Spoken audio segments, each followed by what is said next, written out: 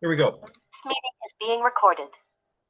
All right, everybody, we're back again with author Kevin McAleer for our discussion of the great Raymond Chandler novels. This last week he was on an all-black screen because of internet difficulties, but now he's back live and in person with a visual. So that's good. We're back to our regular system here and format. The novels that we've gone over, let's see, Kevin, tell me the 4 novels we've done up until now. I forget the exact order. Big Sleep, 1939. Farewell, okay. My Lovely, 1940. The High Window, 1942, I believe. It could be 41. I think it's 42. And the last we discussed was the 4th in the series, The Lady in the Lake, 1943. And now we're coming up to the 5th novel, The Little Sister, published in 1949. Okay, very good. So that's the order we've done, and that's where we're at now. And Kevin, tell me what you thought of The Little Sister on this latest reading you've given it. It's my favorite thus far, after multiple readings. It's my favorite of the 5 we've read so far. That could change with The Long Goodbye, which many scholars pretend is his masterpiece. However, this is my favorite. And I will ask the question you have on the tip of your tongue. Why? It's because it takes place largely in the Hollywood area, geographically speaking, and in the Hollywood milieu. And for me, Hollywood is LA writ large. And in previous podcasts, we've discussed how Philip Marlowe is, in my mind at least, synonymous with LA. And that's why I had a little bit of a problem with the last novel, Lady in the Lake, because half the novel he's not in LA. So now he's back in LA. And I'm loving every bit of it because it's surcharged LA. It's Hollywood. And what does that mean? Well, in all these novels, you have these cases of mistaken identity. You have people masquerading as someone else. Everyone's putting on an act. They're trying to sell themselves. Everything's performative. That's entertainment. It's Hollywood, okay? That's what LA is about. In fact, I would argue very strongly, even today. We're talking 1949, however, and nothing seems to have changed. Everyone's playing a role. And that's sort of the detective novel genre anyway, I would argue. Someone has committed a crime, they're going to slip into another persona so as to mislead the detective or the law in whatever form and evade capture. So I love it. I think it's just fantastic. And I would also argue, so this is the epitome of the Marlowe LA series of novels in terms of this theme of everyone putting on an act, trying to get away with murder, literally. Every move is performative, but it's also, in my view, the most human Marlowe we have until now. The cool, collected PI, ironically now, he drops his mask. It's the most bitter, it's the most nasty, it's the most cynical and jaded Marlowe that we've had yet.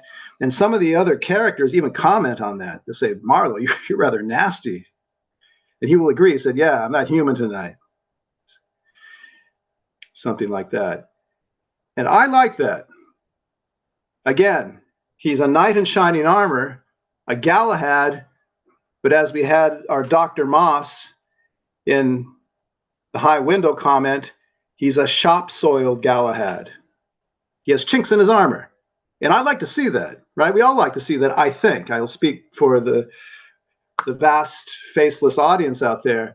We all like to see that. We all like to see a hero, yes, with a little idealism, but we want to be able to relate to the guy. And that ability to find some sort of kindred quality in him usually comes about through his weaknesses, not his strengths. Because we're all sinners, and we need someone to identify in that regard, but maybe who's a little bit better than us at the same time. So I love this. I think this is my favorite novel, and so far. It may not be my favorite novel of all time, on my deathbed thinking back on it, but through this series of reads, it's my favorite because this occurred to me. They're all playing roles. They're all actors. And now we are making it explicit here. So that for starters. Okay. And you suggested some Jimmy Lunsford music to possibly play the intro. You said it gives a feeling of like a big band era torch song kind of thing going there. Uptown Blues, I believe, was the tune I wanted to cue up, right? But we didn't do it for copyright reasons. Thank you. Possible copyright reasons. Possible. But yeah, I like this grimy,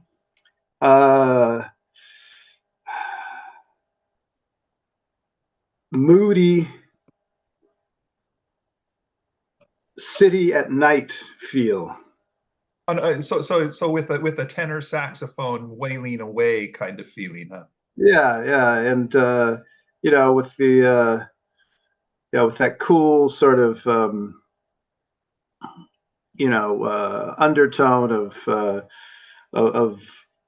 a bluesy sort of feel. Because Marlowe is very depressed here on many occasions. In the first novels, there are moments where he makes a wry remark and will confess to the blues. But here there are pages at a time where he's in a rotten mood. Shall we start with reading some? I mean, we don't have to. We maybe want to set the plot up for people to know what the heck we're talking about. But thematically speaking, and in terms of the setting and the characters involved, for me, it's just the quintessential L.A. Marlowe novel hitherto. And speaking of quintessential, isn't there a character named Quint in here? I think Quest is Quest. The name. Okay. Which is even more on the nose and in your face. I mean, in terms of knights and everything else. But shall we get into it? Yeah. Go ahead and dive into the novel. I don't know if you want to do a narration of the plot, or if you'd like to start with the characters and flesh it out from there. Start with the characters, because that's how Chandler would do it. He cared more about characters than plot. We've said this on numerous occasions, and I think he's right. That's why his stuff survives, and those novelists like Earl Stanley Gardner, the inventor of the Perry Mason character. We know the series, we know the movies. You said we've mentioned on various occasions. You say we've mentioned on various occasions that he liked characters more than plot. I don't recall us talking about that too much, except you did say he likes dialogue most of all. That's what I remember you saying. Well, you raised the point yourself that you thought these were more character studies than studies in Scarlet, for example, studies in ratiocination, in deductive. I did? Okay, I don't quite remember that, but if you say so. You mentioned that several programs ago, very astutely. Okay. And so why don't we start with the characters? We have this family called the Quests. And I know growing up, that name was a very wrought, it was a very sort of exciting name for me, if only through the cartoon series on Saturday mornings called Johnny Quest that I used to watch in the early and mid 60s when I was a kid. This little boy would go off on adventures with his professor father, with Race Bannon, who was sort of like, the tough guy enforcer. And these quests are in order. Orphame, very strange name. Maybe you, with your knowledge of classical Greek and Roman mythology, maybe that has some roots there. I don't know. Sounds like it could. Orphame quest, Orin quest, Oriin, and Layla quest. Now I know Layla because that name occurs in a book of mine. It means night. And if you name your daughter Layla, I think it's from the Hebrew and or Arabic. The word's closely related in both languages. If you name your daughter that, she's daughter of the night. Well, who are these people? Orphame Quest is the woman who comes to Marlowe's office. The first page. So it's classic, what we associate with hard-boiled detective fiction. The dissolute detective sitting in his office, smoking cigarettes, taking hits off the office bottle, when in walks a dame, as they would say in the parlance, and she's got a problem. And that's how it happens here. Actually, she gives him a phone call, first of all, this Orphame Quest. But what happens is she's in from a place called Manhattan, Kansas. So we're back in Kansas briefly, though she's not in Kansas anymore. How do you spell her name? Orfamay. Okay, because I was thinking of it as Oprah May, like Oprah Winfrey, but yeah, I possibly misread the name there. Orphame Quest, and she's from Kansas. And last time we were in Kansas in a Marlowe novel was where he was bringing back the secretary Merle to her parents in Kansas. Well, this woman is from Kansas, and she is looking for her brother Orin Quest. And why is she looking for him? Well, we don't know. Marlowe can't get that out of her. But it's, again, another missing persons case, like we had in The Lady in the Lake, right? Darris Kingsley looking for his wife, Crystal. And he says, without having much information, he says, okay, and he goes off to the address that she gave him where he had last been seen, or where she had last heard from him in their correspondence. She'd been writing from Kansas to him in Los Angeles. He'd apparently gone to Los Angeles to get a job in the aircraft industry, which had taken off after, pardon the pun, the Second World War. But he'd lost his job, and then he'd left this address apparently, or that was his last address. Maybe he's still there, who knows. Anyway, that's all Marlowe has to go on. He heads out to this address. Where is this address located? All together now. Bay City. We've talked about Bay City in a couple novels. It's featured very largely, in particular in Farewell, My Lovely. But here it is again. So you know it's going to be bad news. And it is. Marlowe doesn't find Orin Quest. However, what he does find within the space of, well, about 20 pages, he finds one corpse in this dump where Orin Quest had been holed up, but he's no longer there. And then about 20 pages later, he finds another corpse in a hotel, which I assume is in the valley because it's called the Van Nuys Hotel. So he's out of Bay City finally, but the catalyst is Bay City. And we're off and running.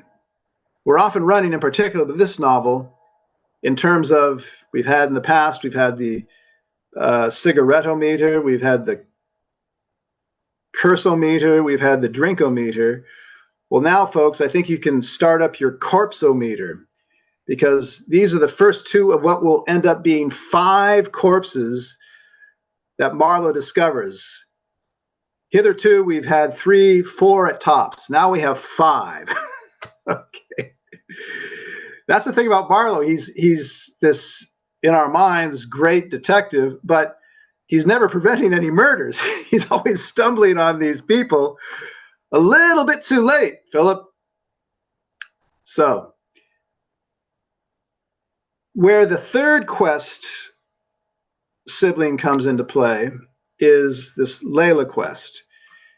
And we don't know about her right away. In fact, we don't know her identity. Again, playing a role. And she's doing it particularly well because she's in the guise of a woman named Mavis Weld.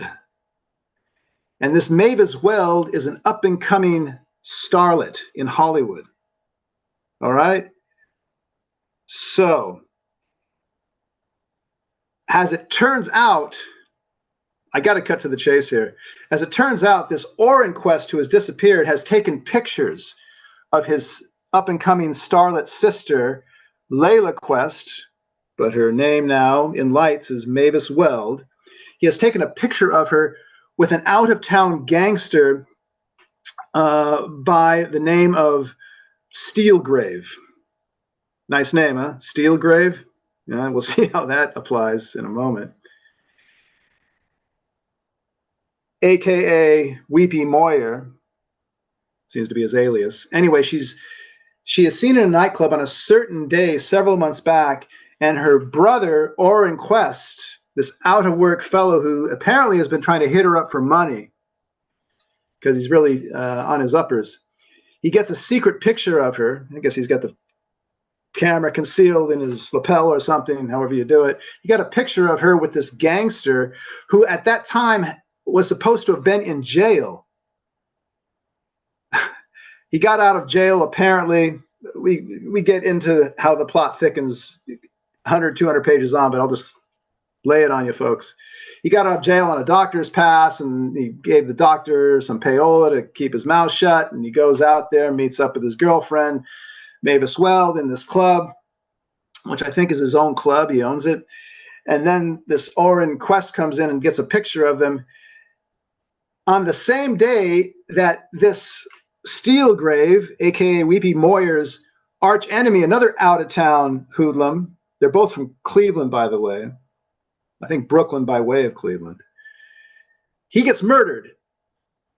A man by the name of Sonny Mo Stein, who many have speculated might have been based on Bugsy Siegel, or Steelgrave based on Bugsy Siegel, or a little bit of both of them based on Bugsy Siegel. Anyway, on this very day that this Steelgrave character gets out of jail and is in this club with his girlfriend, Mavis Weld, who is the sister of Oren Quest, this Oren gets a picture, and on the same day, this fellow who was this rival trying to muscle in on some of Steelgrave's action, apparently, Sonny Mo Stein, is killed. He's shot. All right. Now, if this never gets out, that this young up-and-coming starlet is consorting with this gangster and possible murderer, their career is done. It's over. Finito. So what it turns out is that these photos have been being passed from hand to hand. They've been like stolen by one fellow who was in this dump of a rooming house in Bay City, and then they are found by Marlowe when he stumbles over the corpse, and he takes the photos, so he finds out about this and puts 2 and 2 together. And this Orpha Quest, who has come to ask him right at the beginning of the story to go find her brother, what she wants is to track him down to make sure that he's not absconding with these photos and with the dough.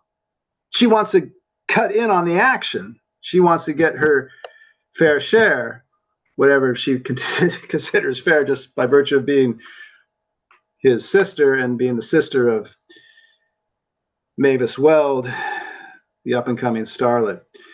So that briefly, but not uncomplicatedly, I'm afraid, is what's at heart of the story, okay? And I've given you a good rundown, at least, of the Quest siblings. You know, Kev, I found this plot more difficult to follow than any of the other plots we've read so far. What do you think of that? Fair enough. It's tie goes to loser here. I mean, they're all tricky. And I had, just before we got on this thing, I was going over certain sections to make sure I got it right in my head. I mean, you can go on Wikipedia all day and night, but they won't do it for you because they just, yeah, I mean, I do that too. I go to Wikipedia and say, but wait a second, you know, I'm like, like Howard Hawks and Bogey reading the script of The Big Sleep and telegramming Chandler to find out, well, who killed Owen Taylor? It's the same thing. I read Wikipedia. It's like, wait a second, wait, but Dolores Gonzalez, did she actually kill Steelgrave, or did Orphan Quest kill him, or did Dolores Gonzalez, say that Orphan Quest, because Steelgrave eventually dies, right, of a bullet in the heart, a steel grave, I don't know, a steel jacketed, anyway, bullets. And I couldn't get it straight in my mind, and I had to go back and read it. I still don't have it 100% straight. There are many ends that are not quite tied up, and yeah, we can discuss that in detail if we want. It might be a little bit tedious for the viewers, but suffice it to say that I share your discombobulation where it comes to this plot. Yeah. Okay, and I agree with you, though, that this is a more harder and cynical Marlowe than we have had. The prose is a bit tougher and more pugnacious than we've encountered. Right. Some excellent descriptions of the LA, San Fernando Valley places and scenarios. Wonderful descriptions of LA's terrain. Mm-hmm. Do you have any passages you'd like to read us from this book? Well, it just so happens, yes. Okay. I want to just briefly, as long as I got the page open to it, I wanted to hit on this when I was talking about how Hollywood is the quintessence of the L.A. Marlowe detective novel. Because Marlowe himself, he's also standing back and regarding himself and these certain poses he strikes with a great deal of self-irony. And we have very early on, he's talking to this hotel detective called Flack. I love Chandler's names. I killed my cigarette and got another one out and went through all the slow, futile, face-saving motions of lighting it, getting rid of the match, blowing smoke off to one side, inhaling deeply as though that scrubby little office was a hilltop overlooking the bouncing ocean. All the tired, cliched mannerisms of my trade, right? The mannerisms. They speak of mannered acting. That's what he's referring to. So even our hero, our boy, our main protagonist, he's acting a role, and he knows that. But Los Angeles, the true protagonist of all these novels, the character, capital C. And do I have a passage? In fact, I do. There's one which sort of dovetails with his nice descriptions of LA and his also being rather upset about things and LA's present state. Now, remember, this was published in 1949, so Chandler is probably writing 46, 47, 48. Marlowe's driving along. This is toward the end of the novel. He's driving. Doesn't matter. Some guy, he stops at an intersection, Marlowe, and he lets someone make a left turn, right? When's the last time you experienced that in LA? Not I've never, often. I've never done it myself, I don't think. And some guy drives by and yells out the window, go get yourself a hammock. He went on cutting in so hard that I had to break. That's happened to me a lot. And Marlowe says, he's speaking to this Dolores Gonzalez, who we'll get to in a moment. Anyway, I used to like this town, I said, just to be saying something and not be thinking too hard. A long time ago, there were trees along Wilshire Boulevard. Beverly Hills was a country town. Westwood was bare hills and lots offering at $1,100 and no takers. Hollywood was a bunch of frame houses on the interurban line. Los Angeles was just a big, dry, sunny place with ugly homes and no style, but good-hearted and peaceful. It had the climate they just yap about now. People used to sleep out on porches. Little groups who thought they were intellectual used to call it the Athens of America. It wasn't that, but it wasn't a neon-lighted slum either. Now we get characters like this Steelgrave owning restaurants. We get guys like that fat boy that bawled me out back there. We've got the big money, the sharpshooters, the percentage workers, the fast dollar boys, the hoodlums out of New York and Chicago and Detroit and Cleveland. You've got the flash restaurants and nightclubs they run, and the hotels and apartment houses they own, and the grifters and con men and female bandits that live in them, the luxury trades, the pansy decorators, the lesbian dress designers, the riffraff of a big hard-boiled city with no more personality than that paper cup. That's a very famous line of his. No more personality than a paper cup. But you remember, this is Marlowe speaking, right, at this moment. He is not Chandler in every way. Chandler was quite fond of Los Angeles for a while. This could be reflecting Chandler's, getting older, not being as young as he used to be. And he first came to Los Angeles in 1913, Chandler. He came to America in 1912. I think San Francisco. He made his way down the coast, finally ended up in LA in 1913. In 1913, the city had a population of roughly 300,000, something like that. Okay.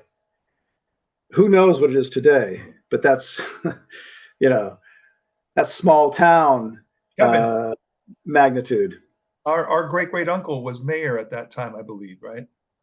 Right. And your namesake, Owen McAleer, 1904 to 1906. Oh, I was thinking 1913 was his year, but I'm 10 years old. He's not irrelevant to that year of 1913, because the very year that Chandler arrived, again from England, if you've seen the prior podcasts, American born, but he went to England, got his education, his public school education at Dulwich, took off for America when he was 24, 25. In that very year of 1913 is when the Mulholland Aqueduct opened for business. Okay. Right. And this changed everything, because then the city could expand. You could build more houses, particularly in the valley, our stomping grounds.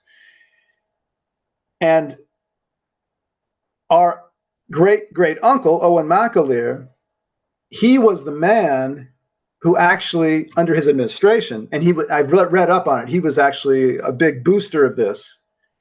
He was the man who got the financial credits approved for this project so that Mulholland can go ahead with it, right?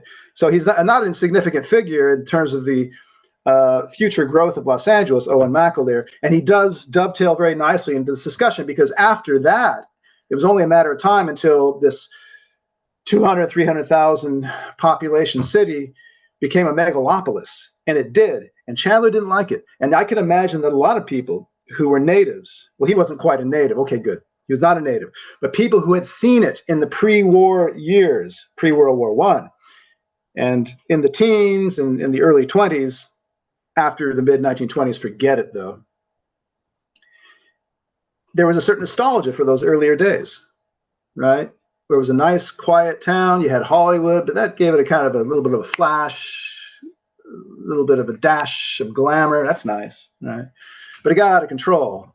And so this is Marlowe. This is indeed is Marlowe reflecting Chandler's sentiments. I wanted to say that, okay, that it's not always Marlowe who is speaking for Chandler. It's not always a ventriloquist job that Chandler's pulling here. But in this case, yes, because Chandler knew LA back then. He was fond of it, but his fondness for the city did indeed start to dissipate as time wore on and the population grew. I believe that something else Owen McAleer did was he put it up to a referendum among the voters on whether to build this aqueduct or not. And that was his administration that put that vote out there. Right. That's why I never understood Chinatown. It takes place in like the 30s or 40s, and it's the same issue, right?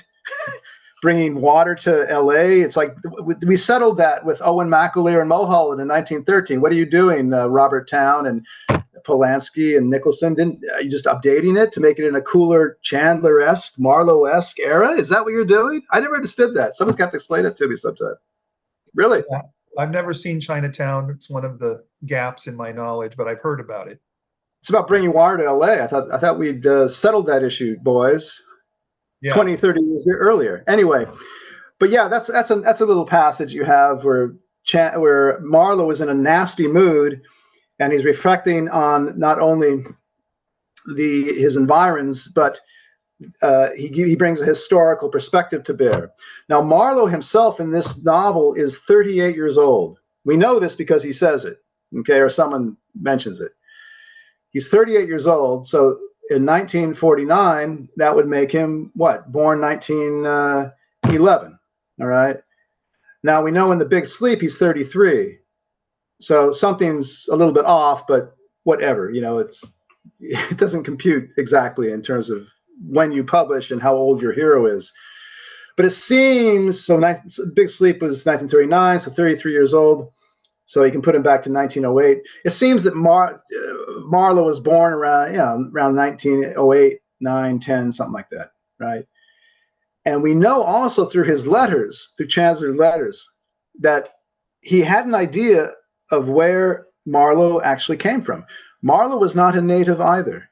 Marlowe was not a native Angelino. Apparently,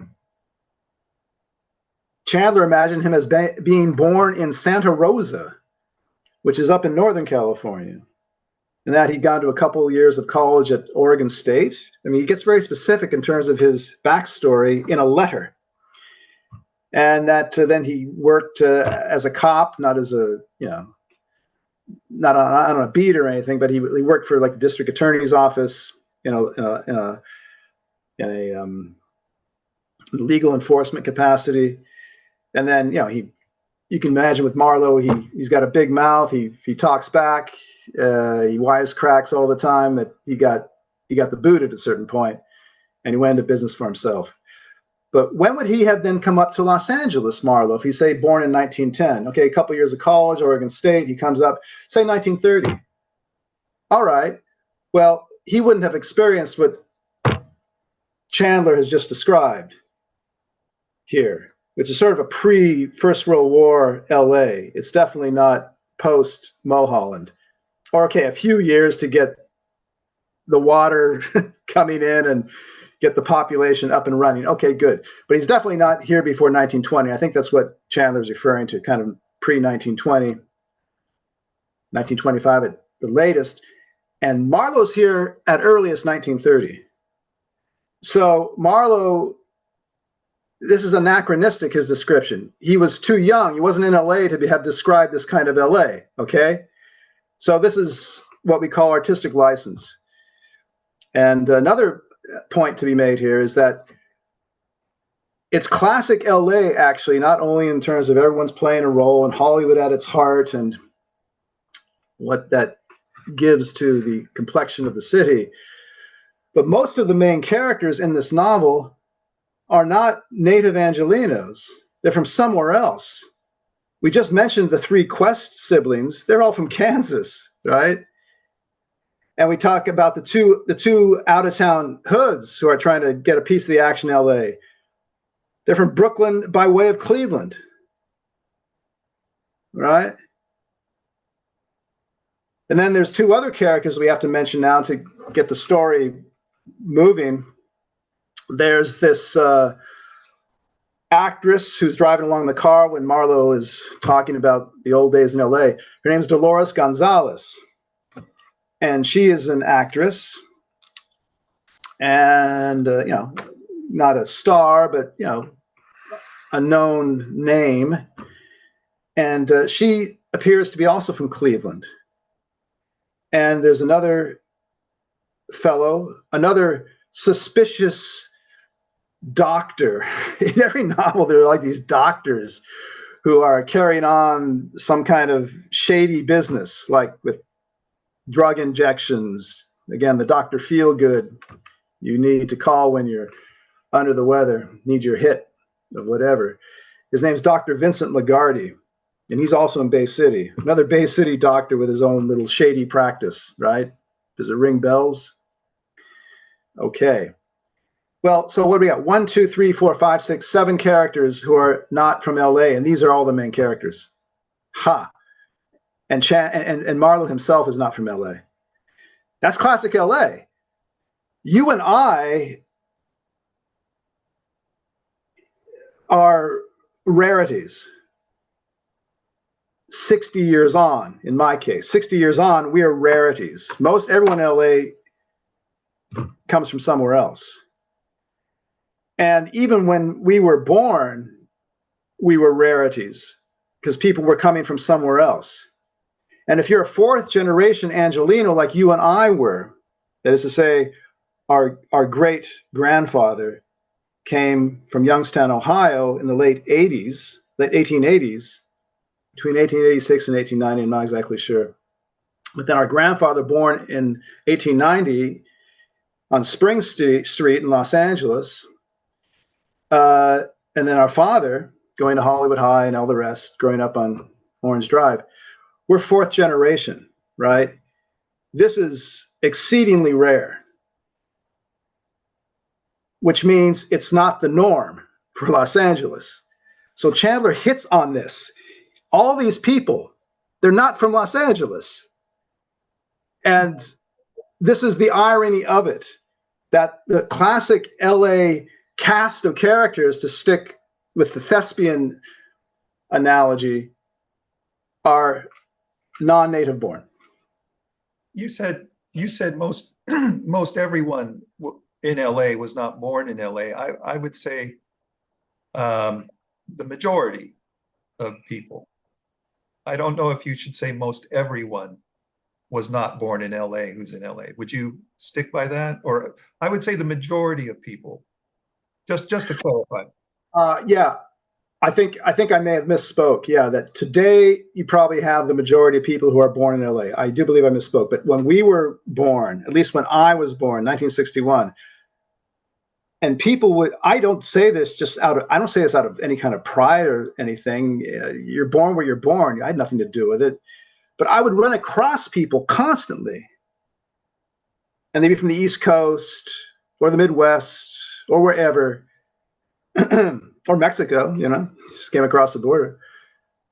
I'd say, "Oh, you were born in LA? That's amazing, What's so amazing about it, Usually East Coasters, because they always came from LA. They always felt this was like the promised land and get out of New York. And yeah, you hear the accent even. You say, "Oh, that's amazing. You had an aunt." I go, "Well, I'm actually 4th generation." Wow, yeah, they'd flip out.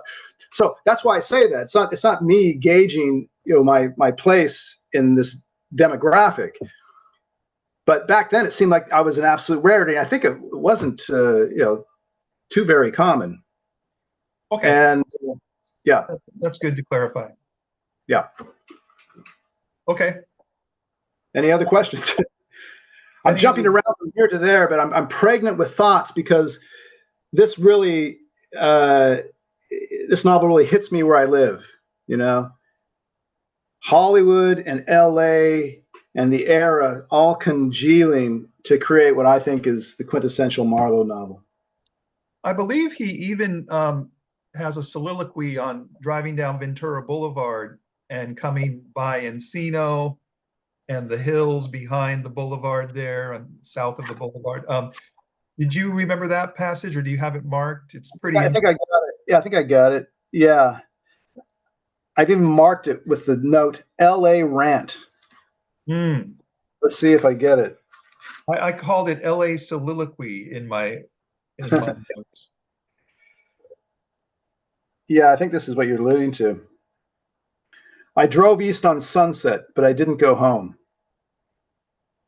At La Brea, excuse me. Start again. I drove east on Sunset, but I didn't go home. At La Brea, I turned north and swung over to Highland, out over Cahuenga Pass, and down on to Ventura Boulevard. Past Studio City and Sherman Oaks and Encino. There was nothing lonely about the trip. There never is on that road. Fast boys and stripped down Fords shot in and out of the traffic streams, missing fenders by a 1/16 of an inch, but somehow always missing them. Tired men in dusty coupes, or coupes, and sedans winced and tightened their grip on the wheel and plowed on north and west towards home and dinner. An evening with the sports page, the blatting of the radio, the whining of their spoiled children, the gabble of their silly wives. I drove on, past the gaudy neons and the false fronts behind them, the sleazy hamburger joints that look like palaces under the colors, the circular drive-ins as gay as circuses with the chipper, hard-eyed car hops, the brilliant counters, and the sweaty, greasy kitchens that would have poisoned a toad. Is that what you're referring to? And that's his nasty mood again, cropping up. What about the title? Little Sister, the Little Sister is, we've mentioned this before, it's one of the more nondescript titles among his major works. But I like it. It's kind of ironic because the little sister sounds like a nice, benign, innocent young girl. And this little sister turns out to be anything but that, as far as my understanding is concerned, right? Yeah. I'm not sure if she is a killer. Did she kill Steelgrave, aka Weepy Moyer? Did she kill him or not? I'm not clear on that. I'm not really clear myself, but she did some stuff that would be, when I read the Wikipedia entry on the novel, it basically indicated that she wasn't such a sweet and innocent gal herself. She had her hands in this for some payola. Yeah. Even though it meant the killing of her own brother. Yeah. They were this Oren Quest had cut out of this dump in Bay City with great alacrity. He probably felt or knew that Steelgrave and his rough boys were after him, for these photos. And apparently they were, because what happened is at some point, Orphan May Quest, the not so sweet and demure young lady we're referring to right now, she got in touch through whatever means with the Steelgrave, and she fingered her brother for $1,000. Multiply that by 8 or 10, you get today's money, 8 or 10,000 bucks. So her brother's life was sold very cheaply by Steelgrave, and then the brother is killed. And not by Steelgrave, however, but by this Dolores Gonzalez. We have to get to Dolores Gonzalez at a certain point. We have mentioned her, but she is at the center of this whole thing. Now, when you say she fingered the person, that means she pointed him out to the mobster? She said that he's, because she had been in touch with him in the meantime. She'd gotten in touch, or he'd gotten in touch with her. I don't know exactly. But he was at this Dr. Lagarde's place, this physician with this little private hospital in Bay City, this guy from Cleveland, that he was holing up there. And shortly thereafter, he's killed. And not by Steelgrave, however, but he's killed by Dolores Gonzalez, apparently. Now, this Dolores Gonzalez, she has to be elucidated. And I will say this, and Tim and I, we talked about this before we started the podcast up. There's a lot of racy language in this. Marlowe or Chandler, they're much more free with their sexual innuendo and their sexual byplay. And I don't know what you thought of that. I thought it was a lot of fun. I mean, I don't think he ever crossed the line, and I felt that this woman wants to go to bed with him. I mean, it's clear. This is her agenda. She finds him very attractive. She's one of those women who just she takes what she wants. But Marlowe's, again, he's not coming across. We talked about this earlier, how he doesn't go to bed with any of his leading ladies. She's not technically his client. So he could, right? By our dictum, he could still do it and we could still be correct, right? Our dictum being don't sleep with the lead. Don't sleep with the client, or don't sleep with anyone who's related to the client that you're working for, like with the Sternwood. Marlowe's dictum. Okay, gotcha. Carmen and Vivian from General Sternwood, The Big Sleep. Gotcha. Right. So but he doesn't sleep with anyone in this. Although there's a kissometer we could be running on this too. There's 3. I think it's 3. 3 women he kisses. I think it's 3. Yeah, it's 3. Yeah. Or 2.5. He kind of kisses Layla Quest. Alias does he kiss Orpha May at some point? Yeah. He twitches off her glasses and says, "Hey, you're kind of cute." And then she just melts into his arms. Yeah. Like she's been for it the whole time. She's been playing kind of hard to get, playing kind of demure and cute about it, but she really likes him. And he gives her a kiss, but he stops there because that is his client. But he does that also with Carmen Sternwood, or not Carmen, but Vivian Sternwood in The Big Sleep. Sure. You have a little necking scene in the car, and she wants to go back to his apartment. He says, "Hey, no, I don't sleep with my client's daughters. It's not my thing." So we're still within the framework of our dictum, right? Okay, he can kiss him, but he doesn't take him to bed. But I find it to be great fun the way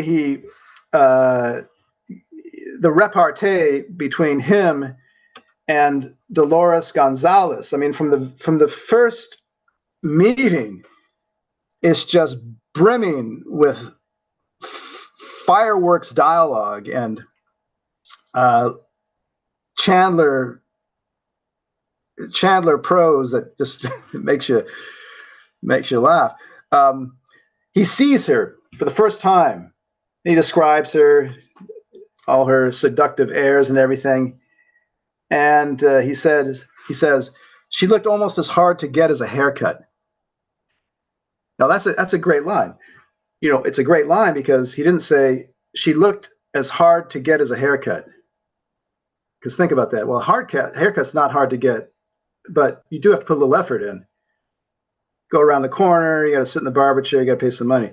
No, he said she looked almost as hard to get, so easier than a haircut. And later on, he describes her as being exclusive as a mailbox. And another time, he describes her walking out the door of his office, and he says about her walk, the way she did it hadn't been learned at business college. Right. Okay. Classic Chandlerisms. And another simile. Their first meeting, remember this. Your name? She's asking him his name. They haven't been formally introduced. Your name?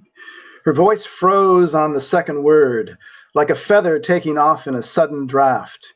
Then it cooed and hovered and soared and eddied, and the silent invitation of a smile picked delicately at the corners of her lips, very slowly, like a child trying to pick up a snowflake. That's a good Ponder one. that. That's a good one. Again, the function of the simile is to take a step back from the thing you're describing so you can come back to it from a more objective standpoint and appreciate this everyday occurrence afresh. Okay. And my favorite of these is she invites him in. She's standing there, not making much room for him to pass by her through the doorway into her boudoir. And he says, so he comes right up against her and he gets a whiff of her fragrance. He says, she smelled the way the Taj Mahal looks by moonlight. Now, what's that called again? What's you call it again? Synesthesia. Synesthesia. That's a beautiful synesthesia. She smelled the way the Taj Mahal looks by moonlight. That is. Yeah. And yeah. So this Dolores Gonzalez, I don't think we have to go into all the machinations, everything else, but she is the femme fatale. She is the femme fatale at the heart of this. You have to have one in every Chandler novel, and don't tell me it's misogynistic. They're the stars of the show, okay? You know, Betty Davis played a lot of unkind women, if not heinous women, in her day. And we don't call the directors or the casting directors or the studios misogynistic. We praise them for putting women in a lead role, what women are still to this day complaining about. We don't get any lead roles, especially when you're 50. You know, well, hey, come on. Chandler's given this woman a lead role, and she's the femme fatale. I can only applaud for Chandler's having done so, and you know, my sisterhood should applaud along with me. Okay, so she is a great femme fatale because she doesn't smack of a killer. She just gives off this vibe of a very highly sexed, ambitious Hollywood actress. And it's not till the very end that we find it out.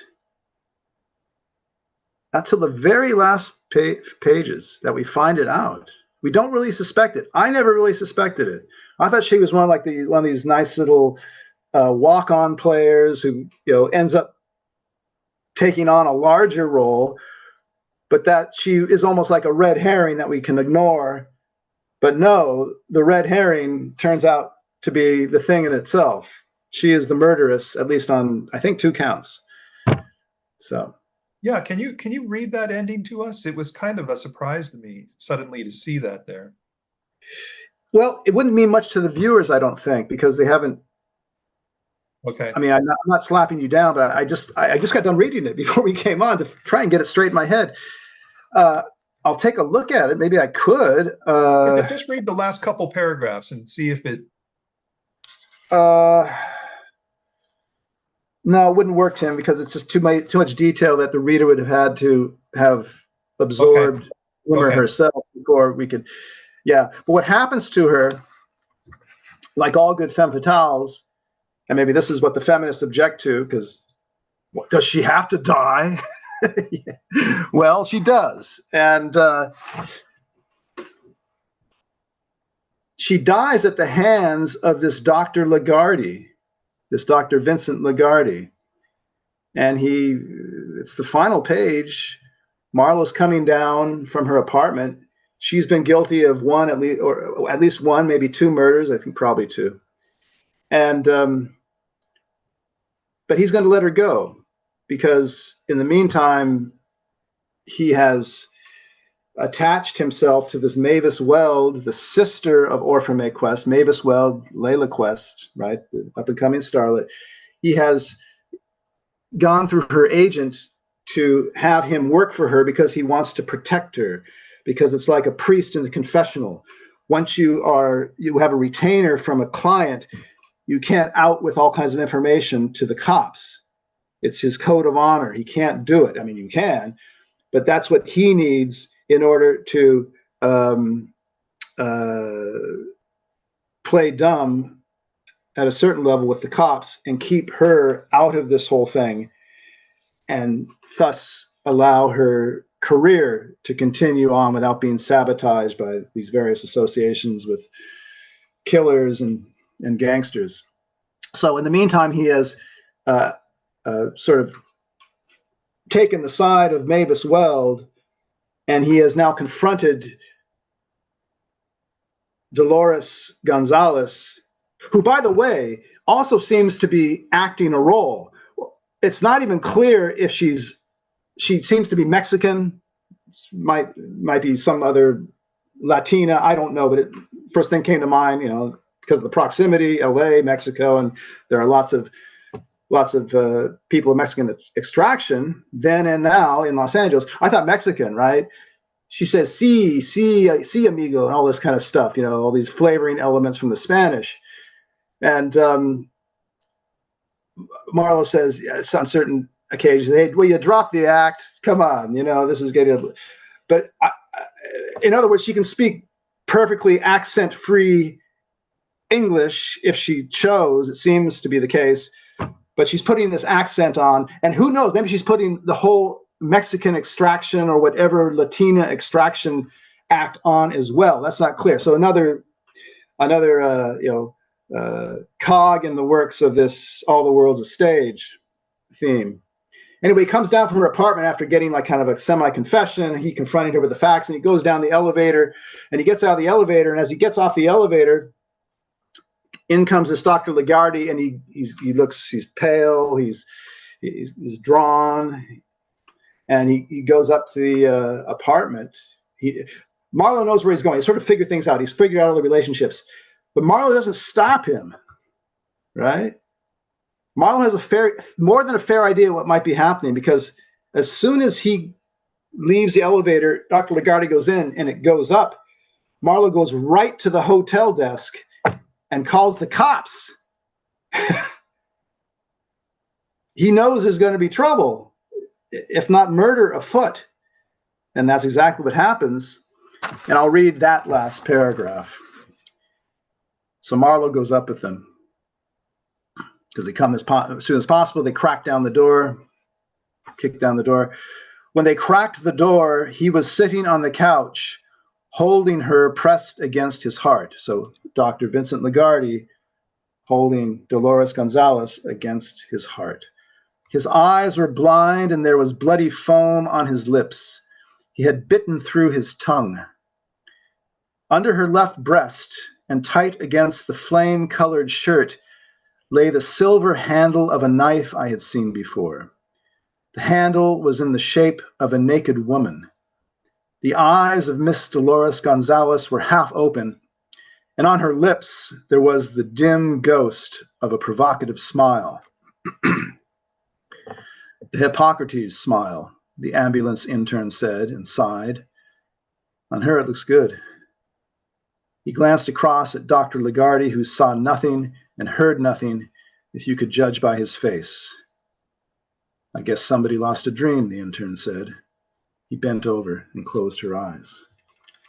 It turns out that Dr. Lagarde had, it seems, been married to this Dolores Gonzalez in Cleveland. And he had followed her all the way to Los Angeles and had been sort of lurking on the edge of events and on the edge of her Hollywood career all this time, pathetically enough, just pining for her and hoping she'd come back. That seems to be the case. But he gets involved in this whole blackmail scheme because he can identify the Steelgrave, whose identity is not completely clear to the cops. Is he this Weepy Moyer who was in bed with Sonny Mo Stein before he got killed, maybe killed by Weepy Moyer in Cleveland? Who knows? And apparently this Dr. Vincent Lagarde is a linchpin in identifying who this is, so that these photos taken by Orrin Quest, who is now staying at Dr. Lagarde's, will be able to be used for blackmail, and they can make a little dough. Very complicated plot, Tim, but again, that's not the point. How often can we say this? It's the characterizations, it's the dialogue, it's the wisecracks, it's the atmosphere, it's the smell of fear, it's all those things that Chandler cared about, and that I, too, as someone who himself writes, mostly care about, less about plot. And just think about it. When you come out of a movie, say, what's a favorite movie of mine? Oh, what's a movie that many people have seen that they can identify with. Say Shane, okay?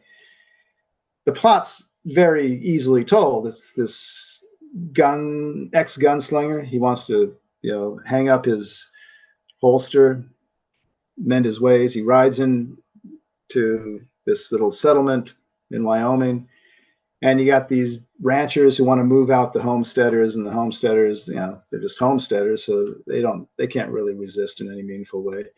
So he attaches himself to the homesteaders and their cause, and he guns down the bad guy in a beautiful showdown at the end and rides away because now he's gone back to his ways. He's fallen back on his guns, and he wants to leave that all behind. And how can a killer flourish in the midst of all these homesteaders? He'll always have that brand. The plot is easily told, but it's these great moments that you remember, that I remember, that, and why I value the film. Shane riding into the valley, down into the valley, that beautiful music playing, Victor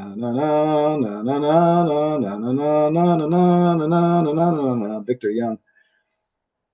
When he first rides in there and Joey's looking at him, little kid, sitting on the fence, he sees him and gets a little look at him, riding across the valley. And the first time Shane goes into the bar and he gets challenged by one of these cowboys, and he says, "You're talking to me?" Right? The first time Jack Palance challenges one of the homesteaders, and the homesteader says, "I heard you're a low-down Yankee liar," And then Jack Palance says, "Prove it." And the guy goes for his gun, and he's too slow, and Palance just shoots him down. And a sinister grin slowly puts his pistol back in his holster and looks around at people, making sure that no one's going to make a move. No one does, and he turns around and walks back into the saloon. Myriad scenes, myriad moments that make the film great. That's what makes a Chandler novel great. It's not the plot. We don't care. It's these great moments, which are, they just one upon the other. And the reason we have such intensity in every paragraph, I would argue, of a Chandler novel is because of the way he wrote. He used to write on half sheets of paper.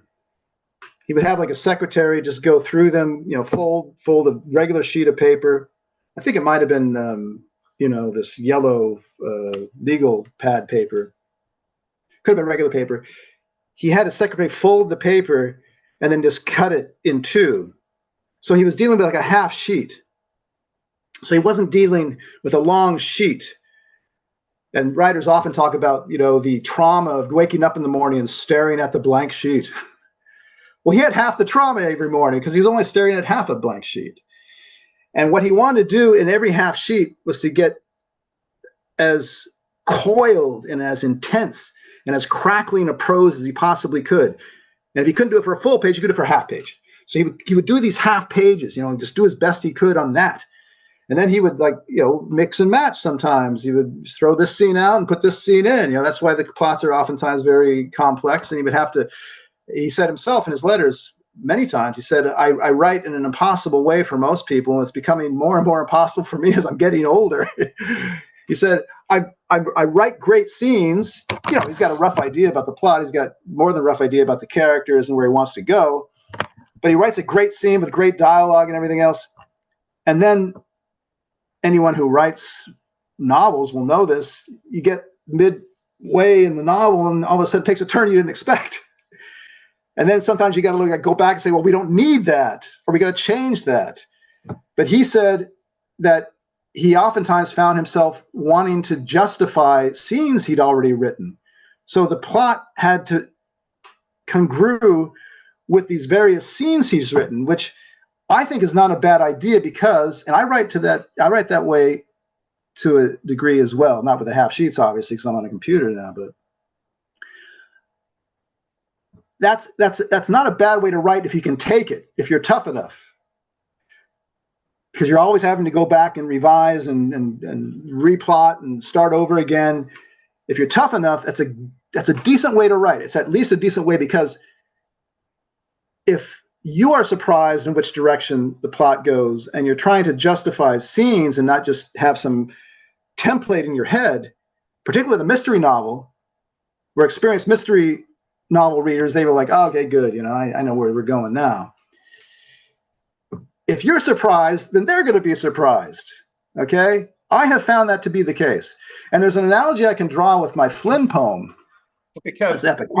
Kev, we're a bit past our hour now, so just wrap it up with this final thing. Okay, I can draw a nice analogy, I hope. See, I'll give it a try. With my Flynn poem, which is about a 400-page epic poem about the life of Errol Flynn. It's written in the Byronic ottava rima stanza, which is a A, B, A, B, A, B, C, C stanza. And what I found is that I would oftentimes write the stanza to fit a certain rhyme, because you got to get the rhymes down, the A, B, A, B, A, B, and then the C, C at the end. And I would oftentimes, my thoughts would be led by my choice of word. So I would sit down to a certain stanza and have in mind, okay, I got to write about Flynn's, double statutory rape trial, 1942-43. And I would have a certain thing in mind I want to write about it. I would sit down and I'd get a word at the end of the first A line. I'd say, well, okay, good. Let's see where I go with that. And then I couldn't continue the thought I wanted with the B, or I could with the B, but then not with the next A. So the A, B I got, but then I had to rhyme the next A with the first A, and then I had to write the next B with the next B. So my thoughts would go in the direction that the rhyme would take me, and I would end up at the CC with like a very funny punchline sometimes because it was very incongruous, but not completely irrelevant, and a little bit like Edward Lear, some kind of goofy absurdist thing that still might be more than just amusing, but in fact relevant to the story I was telling. That's what I wanted to say, and that's what Chandler was doing throughout, and that's why the plots are so hard to follow, but that the scenes are just crackerjack. All right, nice full description of his modus operandi as a writer and what he was trying to do there. We haven't had such a deep explication to this point, so it's well taken. But it does bring us to the 1 hour, 5 minute mark, so we better be signing off here. Any final thoughts on this, or have we covered everything? I'm looking at my little cheat notes here. I think we pretty much covered everything. I think the last thing to be said is after Marlowe throughout the novel is basically ranting about Los Angeles and Hollywood, it has to be said that Chandler had just come off of about 5 years, 3, 4, 5 years writing screenplays in Hollywood. So he knew whereof he spoke with this whole Hollywood scene. Sure. And he had, as any screenplay writer in Hollywood, it seems, among writers, famous and not, that Hollywood, they pay very well, but they do tend to stifle the creative instinct of the true artist. Sure. And he came out of there very frustrated, and he had to get a little steam off in this book. So that's the explanation for that. But nevertheless, what I, throughout the Marlowe novels, what I, as a native Angelino, I think we all know that at this point, what I noticed is how Marlowe, even in 1949 with A Little Sister,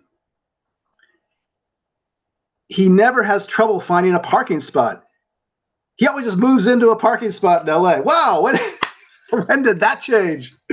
So that's at least one good thing that hadn't changed over the years, from like 1913 to 1949. Not as many cars in 1913, but now you have a whole lot in 1949. The car culture is full blown and on its way and no turning back. And he's just moving into a parking slot, wherever he needs to go. No talk of double parking or anything.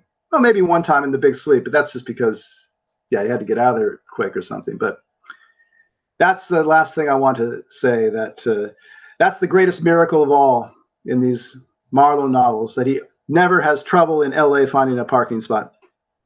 And on that profound insight, I think we'll wrap things up. Thanks a lot, Kevin. Next week, the long goodbye.